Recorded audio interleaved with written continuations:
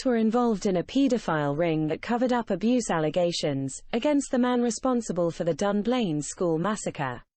Unemployed Thomas Hamilton, who carried out the sickening Dunblane massacre on the 13th March 1996, held close ties with many dignitaries, such as NATO boss Lord Robertson. Hamilton was not only a well-known paedophile, but alleged to have been a procurer of children for the elite. This false flag attack, which cost the lives of 16 children and traumatized a nation, with its dark resonance reaching across the world, served the political desires of the corporate establishment to disarm the public by stripping the people of their inalienable rights to own handguns, whilst implementing tighter restrictions and control on other firearms, because, like kitchen knives and cars, they possess the ability to kill people. More importantly, they are efficient in giving the individual the ability to defend themselves from the crimes of a tyrannical government, as we saw with the strict gun control implemented at the beginning of totalitarian dictatorships, seen in Germany under the Nazis, Russia under the Soviets, China with the Communists, as well as Italy and Spain under the fascists. Is our corporate establishment any different today than it was yesterday, especially when we consider that many of their industrialists at the head of our establishments, corporations, helped finance these regimes? Even mainstream media admitted handgun crime was up despite the ban. The ban on ownership of handguns was introduced in 1997 as a result of the Dunblane massacre. But the report suggests that despite the restrictions on ownership, the use of handguns in crime is rising. Following the Dunblane massacre, a 100-year ban was put on any chance of full disclosure to the events that had led to the disarmament of the British people and their ability to defend themselves should they have need to from any unlawful activity, persecutions, or possible genocide being carried out against them by their corporate establishment, already with a long history of grand theft, torture, rape, kidnap, and murder under their belt. Again, when we look closely at such events, shrouded with the cloak of secrecy, we discover the presence of unscrupulous people. Hamilton, we find, had strong ties with high-positioned members of a politically influenced gang, in this case policy enforcement officers, commonly known as police, and key figures of the government. The banning on what was termed sensitive information was not to protect the public, but paedophiles in the police force and senior ministers in the Labour government, including Tony Blair, Gordon Brown and Peter Mandelson. Marcelo Mega, reported on the 28th of December 2003 for the News of the World Investigates. The inquiry into the Dunblane massacre was a massive cover-up, a top Scots Freemason has sensationally claimed. Former Grand Master Lord Burton says that Lord Cullen's official probe suppressed crucial information to protect high-profile legal figures. He says they may belong to a secretive, super-Mason group called the Speculative Society. Some had links to the Queen Victoria School, where gunman Thomas Hamilton was allowed to roam free before the 1996 atrocity, and Lord Burton revealed that he was bullied and threatened by other peers when he tried to raise his concerns in the House of Lords. Last night the 79-year-old aristocrat said, "There's no escaping the fact that there's something sinister about the whole affair." Former Housemaster Glenn Harrison told us how he even found Hamilton, 43, creeping around the dormitories at night. He said, Hamilton, who murdered 16 pupils and a teacher at Dunblane Primary School, in 1996, had close links to a top cop. Glenn said he was aghast that he was never called to give evidence at the Cullen inquiry. He said, "I was one of the people who was making a fuss about Hamilton, long before he killed those children, but no one wanted to listen. Now, Lord Burton has contacted him at his new home in the Shetland Islands, saying he believes Glenn wasn't called to give evidence, to avoid the embarrassment of top legal names being dragged into it. I have learned of an apparent connection between prominent members of the legal establishment, involved in the inquiry, and the secretive Speculative Society."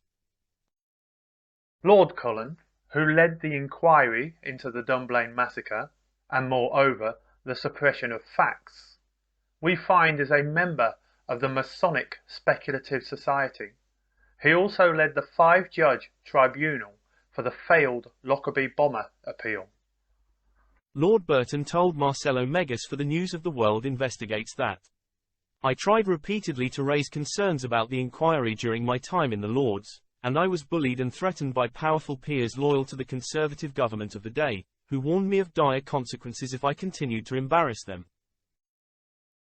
Glenn Harrison told Marcelo Megas, for the December 2003 News of the World Investigates article, that Hamilton ran camps in the school grounds, and he used the shooting range freely. He came and went as he pleased, almost as if he owned the place, and no one has ever tried to explain why he had such freedom. I am still haunted by the memory of picking up my newspaper, on March 14, 1996, and reading about what had occurred at Dunblane Primary School the day before. I just knew the killer had to be Thomas Hamilton. He should have been stopped.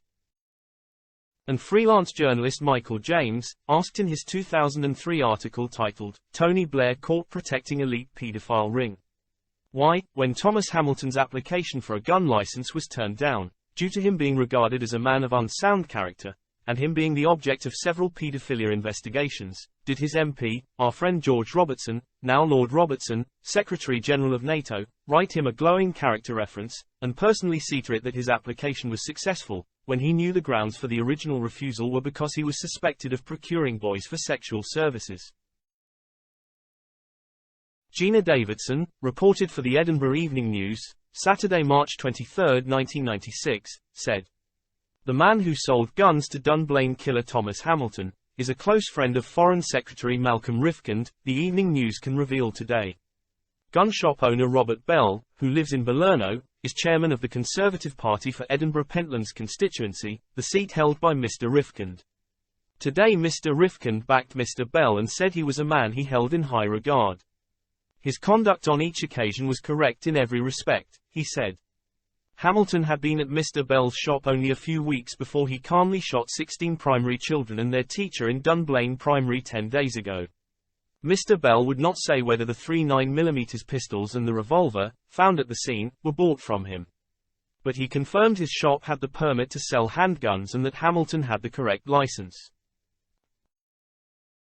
There are 6 very important questions that one of the school children's parents, Dr. Mick North, has highlighted relating to the murder of his daughter. 1. The failure to hear evidence from Kathleen Kerr, a neighbor of Hamilton's, who saw him emerge from a grey-colored car outside his home on the morning of the shootings. The driver has never been traced. 2. The failure to account for Hamilton's exact movements, from the time he left his home to drive to Dunblane Primary School, a 15-minute journey that took him more than 3/4 of an hour. 3. Why an off-duty police officer was mysteriously at the school on the morning of the shootings, was never called to give evidence.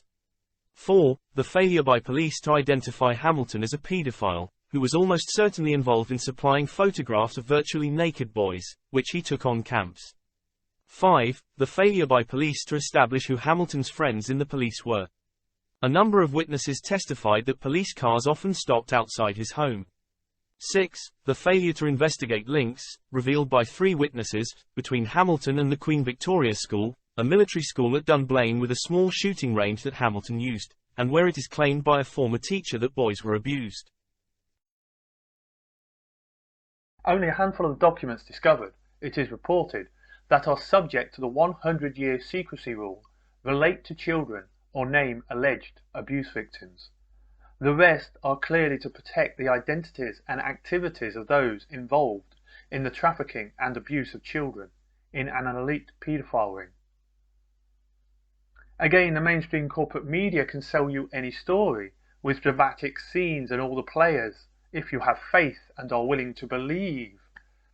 But the moment you start to question the official narrative and do your own research without bias, you cannot fail but to see inconsistencies and anomalies. The disarmament of the British public was the result of Dunblane, and is the same reason that we have seen so many false flag shootings in America, which, when one looks beyond the corporate mainstream media and their equally corporate invested fact checkers on social media to conduct their own investigations, they begin to see a different picture emerge, undermining the viewpoint expounded by celebrity ambassadors of gun control, like the Australian comedian Jim Jeffries, who are serving a far more sinister agenda for their own interests and capital gains. Whilst the full facts of the Dunblane massacre and Thomas Hamilton's connection to an elite paedophile ring remains hidden from public scrutiny, the lives of those poor nursery school children slaughtered continues to be exploited for the fascist objectives of a deep state seeking world domination, aided by unscrupulous high-profile politicians, as well as members of Masonic-controlled politically influenced gangs, many of whom now almost certainly compromised by their sick perversions, making it easy for them to be blackmailed by intelligence agents of the Crown.